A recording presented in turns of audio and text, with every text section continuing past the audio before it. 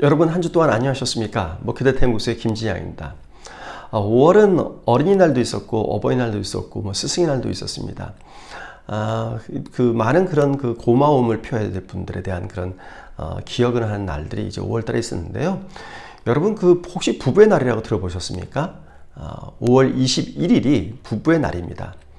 부부의 날이 이제 5월달의 마지막 쪽에 이제 배치된 이유는 아마도 어린이날, 그다음에 어버이날 등을 챙기고 서로 부부가 수고했다 이런 마음을 좀 나누는 그런 기회를 제공하기 위해서 5월 말에 부부의 날을 만든 것 같습니다.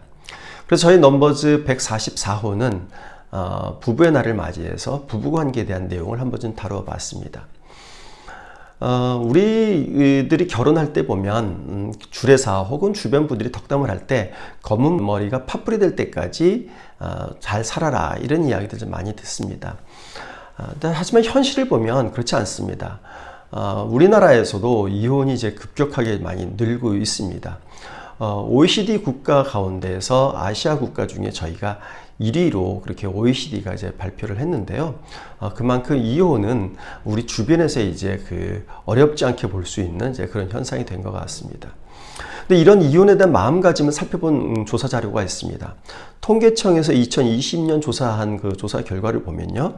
2020년에 이혼을 하지 말아야 한다 이렇게 응답한 비율이 30%, 이혼을 할 수도 있고 하지 않을 수도 있다 48%, 이유가 있으면 하는 것이 좋다 17%가 나왔습니다.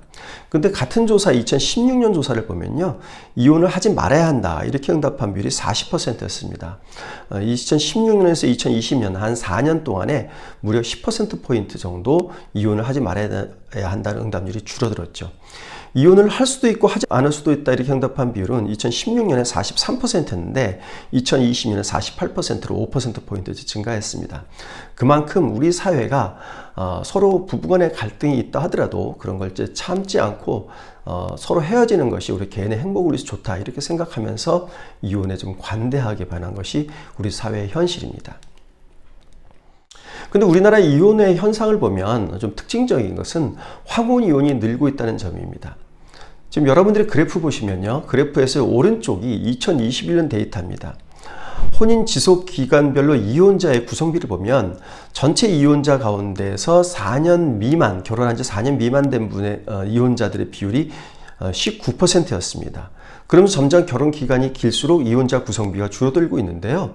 결혼한 지 30년 이상 된 부부들 가운데서 이혼자 구성비가 18%로 굉장히 높습니다. 결혼한 지 한 4년 이하 된 분들하고 거의 비슷한 비율로 나타났습니다. 근데 이걸 2011년하고 비교해 보면 특징적으로 더 분명하게 알 수 있습니다. 2011년에는 결혼한 지 30년 이상 된 분들이 전체 이혼자 중에 차지하는 비율이 7%였는데요. 2021년도에는 무려 18%로 2배 이상 증가를 했습니다. 이만큼 황혼 이혼이 우리나라에서 급격하게 늘고 있는데 부부간에 이제 많은 갈등들을 안고 살아왔지만 이제 요즘 분위기도 이제 그렇고 또 이제 이혼할 때 자녀들의 눈치를 많이 보게 되지만 자녀들도 다 성장했거나 이제 자녀들도 결혼을 해서 이제 자녀들을 그렇게 의식할 필요가 없어지면서 황혼 이혼이 많이 늘어난 것으로 이렇게 분석할 수 있습니다. 단지 이제 이혼을 하게 되는 것이 주로 이제 부부간에 갈등이 생기면서 이혼을 하게 되는데 그것이 이혼이라는 현상은 나타나기도 하지만 그런 부부간에 많은 갈등을 그대로 안고 살아가기도 합니다. 그래서 한국의 아내들은 다시 태어나도 지금의 배우자와 결혼하겠느냐 이런 질문에 대해서 꼭 다시 결혼하겠다 이렇게 응답한 비율이 19%였고요. 절대 안 하겠다 응답한 비율이 19% 같았습니다.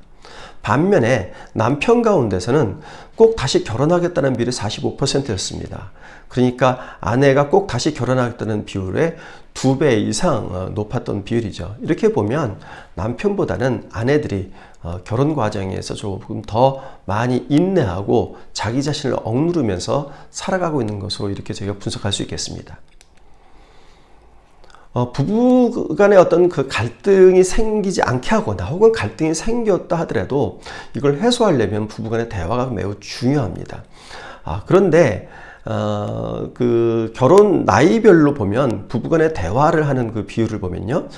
29세 이하 젊은 부부 가운데선 배우자와 충분히 대화한다 이렇게 응답한 비율이 4명 중에 3명 꼴인 75%였습니다.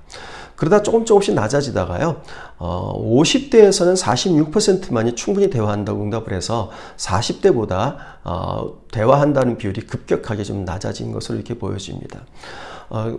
결혼하게 되면서 나이가 들면서 부부 간에서 좀 대화가 더 많이 늘어나야 황혼이혼 같은 것들을 좀 줄일 수가 있겠는데, 나이가 들면서 오히려 이렇게 부부 간에 대화한다는 비율이 줄어드는 것은 황혼이혼의 그런 부부 간의 대화 부족이 좀 영향을 미치지 않았나 이렇게 좀 볼 수 있겠습니다.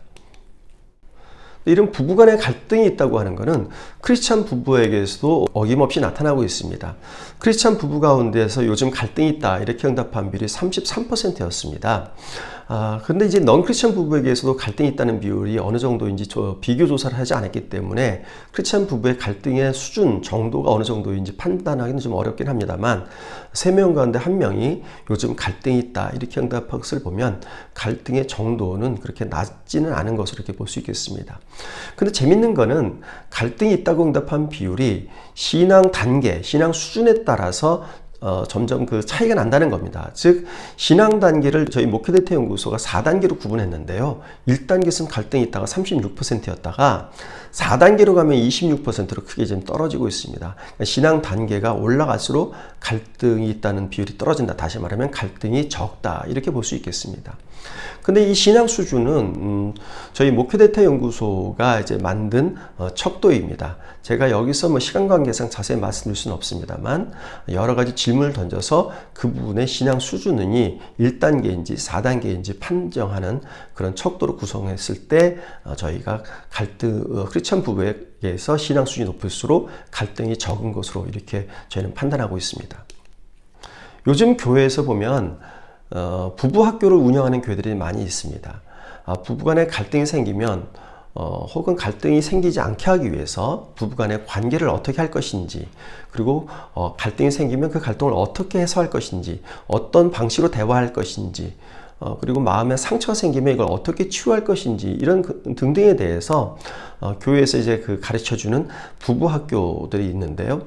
어떤 갈등은 어쩔 수 없이 부부가 살아가게 되면 이 갈등은 어쩔 수 없이 생길 수밖에 없는 것이 아닌가 생각이 됩니다. 왜냐하면 부부가 오랜 동안 살면서 여러 가지 그 인생의 굴곡을 걷다 보면 그렇게 갈등할 수 있는 그런 일들이 많이 생깁니다.